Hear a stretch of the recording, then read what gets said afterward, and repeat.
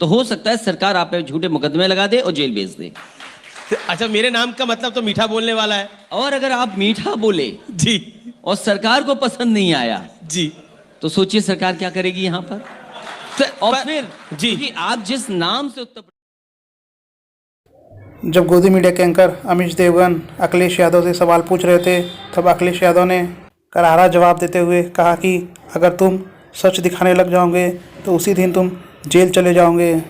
अखिलेश यादव और अमीश देवगन के बीच इंटरव्यू मैं आपको दिखाता हूं, देखिए ये पूरा वीडियो। पता है 2017 में बीजेपी जीत के आई, 2019 का लोकसभा चुनाव भी था, उसमें भी भारतीय जनता पार्टी को यहाँ पर अच्छी लोकसभा सीटें मिली, 65 के करीब लोकसभा सीटें मिली। तो कुछ तो ठीक कर रहे होंगे कि पब्लिक पसंद कर रही है अखिलेश जी, या कुछ तो कनेक्ट होगा। समय बदलता है जी, और समय ऐसा बदला है कि जनता अब समाजवादियों की तरफ देख रही है कि समाजवादी पार्टी ने जो काम किया था वो काम है जो उत्तर प्रदेश को आगे ले जा रहा है, वो है जो किसान की खुशहाली का रास्ता बना रहा है, वो रास्ता वो है जिसमें नौजवानों को नौकरी और रोजगार मिलेंगे।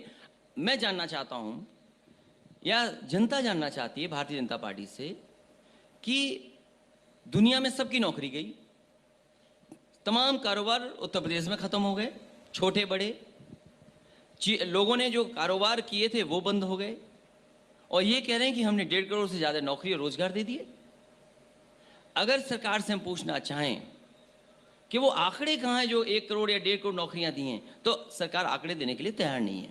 आज आखिरी सत्र में योगी जी आएंगे, मैं जरूर पूछूंगा और आपका नाम लेके उनसे ये सवाल पूछूंगा, जरूर पूछूंगा। आप केवल इतना कहिए, क्योंकि ट्रांसपेरेंट जमाना है जी। जिन 1.5 करोड़ लोगों को नौकरी दी है, आप उसको किसी ऑनलाइन कर दीजिए, पोर्टल पे डाल दीजिए कि इस जिले में इतने इतने लोगों को नौकरी और रोजगार मिला है सरकार से।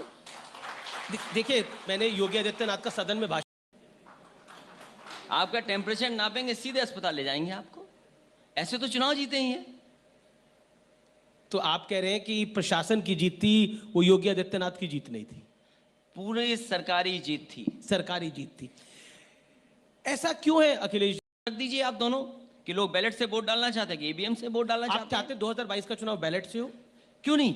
जब अमेरिका जैसा देश जो हमसे आपसे न जाने कितने आगे है, किस चीज में आगे नहीं है, टेक्नोलॉजी में आगे है, हर चीज में आगे है, डेमोक्रेसी वहां हमसे पहले से मैच्योर है वहां, तो वहां किससे वोट पड़ रहा है? पर आप भी जब मुख्यमंत्री बने थे तब भी ईवीएम से ही आप मुख्यमंत्री बने थे, तब आपको ईवीएम पे भरोसा था। अब आप, मैं आपसे कह रहा हूं जी, आज मैं कह रहा हूं और फिर कहता हूं, मैं चुनाव जीत भी जाऊं जी, उसके बाद भी मैं चाहता हूं कि वोट बैलेट से पड़ना चाहिए। चलिए अब मैं एक ऐसे विवाद पर आता हूं जिसकी चर्चा पूरे देश में है। आपने अभी भी लाल टोपी लगा रखी है, जो हमने आपकी तस्वीर लगाई है वो भी लाल टोपी वाली है। आजकल उत्तर प्रदेश में टोपी की चर्चा बहुत है, मुख्यमंत्री से लेकर बीजेपी के छोटे बड़े नेता सब टोपी की चर्चा कर रहे हैं, ऐसा क्यों? भारतीय जनता पार्टी जानबूझ करके बहस मुद्दों पे नहीं करना चाहती।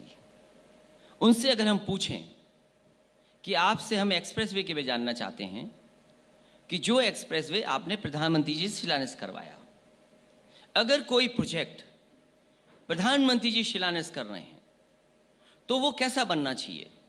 वो सेफ्टी के मामले में, सिक्योरिटी के मामले में जो स्टैंडर्ड्स लेट डाउन हैं, जो इंडियन रोड कांग्रेस के स्टैंडर्ड लेट डाउन है, क्या उसके तहत बननी चाहिए कि नहीं बननी चाहिए?